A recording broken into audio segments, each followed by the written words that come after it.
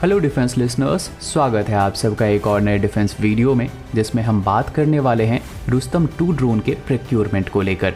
ANI द्वारा एक report publish की गई है जिसमें काफ़ी ज़्यादा ट्रस्टेबल सोर्सेज के हवाले से ये बताया गया है कि Indian defence forces 31 MQ-9B UAV के बाद अब 97 made in India medium altitude long endurance drone को प्रोक्योर करने को लेकर देख रही है।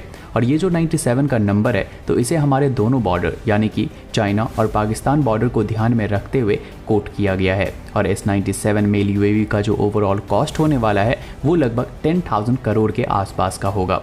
इस वक्त हमारे दोनों ही एनिमीज यानी कि चाइना और पाकिस्तान अच्छे खासे नंबर में मेल और हेल UAV को अपने बेरे में इंडक्ट कर रहे हैं और उसे ऑपरेट भी कर रहे हैं, जिसमें से चाइना के पास तो ये नंबर 100+ का है। लेकिन इंडियन डिफेंस फोर्सेस के पास हेरोन ड्रोन के कुछ नंबर को छोड़कर ना तो आर्म्ड UAV का कोई बिगर फ्लीट मौजूद है, ना ही हेल कैटेगरी का कोई भी UAV फ्लीट मौजूद है। और इसीलिए अब ये UAV एक अर्जेंट नीड बन चुका है और इसके कारण ही हमें MQ-9 की तरफ शिफ्ट भी होना पड़ रहा है। और क्योंकि हम MQ-9 का आर्म्ड वर्जन प्रोक्योर करने वाले हैं, तो ये हमारे ट्राई सर्विस को काफ़ी ज़्यादा हमारे एनिमी के खिलाफ एक एडवांटेज देने वाला है। इसके अलावा इस आर्टिकल में 2 इम्पॉर्टेंट चीज़ों के ऊपर बात की गई है, जिनमें से पहला है साइंटिफिक एनालिसिस और दूसरा है कि 97 ड्रोन में से 40 यूनिट सिर्फ IAF के पास जाएगी।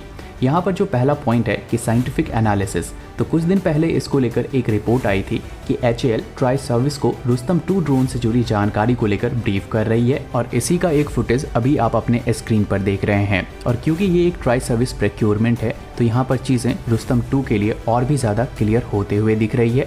रुस्तम 2 इस वक्त अपने यूज़र ट्रायल में है, जहाँ पर इसे नेवी द्वारा इसके परफॉर्मेंस को इवेलुएट किया जा रहा है। और हाल ही में रुस्तम 2 ने एक बहुत बड़ी माइलस्टोन भी हासिल की थी, जहां पर नेवी ने इसके कमांड सेंटर को फ्लाइट के दौरान ही लैंड बेस्ड से सी बेस्ड कर दिया था, जो कि बहुत बड़ी डेवलपमेंट थी। इसके अलावा इस आर्टिकल में ये भी लिखा गया है कि इस ड्रोन की एंड्योरेंस 30R की होगी। और हम सब जानते हैं कि लास्ट टाइम जब रुस्तम 2 के एंड्योरेंस की टेस्टिंग की गई थी, तो वो 28R का फ्लाइट एंड्योरेंस देने में सक्षम था।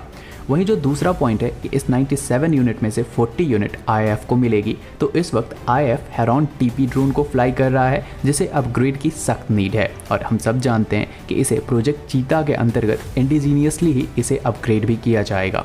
वहीं पे MQ-9 के केस में जो हाफ ऑफ द ड्रोन थे, यानी कि 31 में से 15 ड्रोन वो नेवी को दिए जा रहे थे, वहीं इंडिजीनियस UAV का लगभग 40% IAF को दिया जाने वाला है। और ऐसा परफॉर्मेंस और सूटेबिलिटी के बेसिस पर हो सकता है।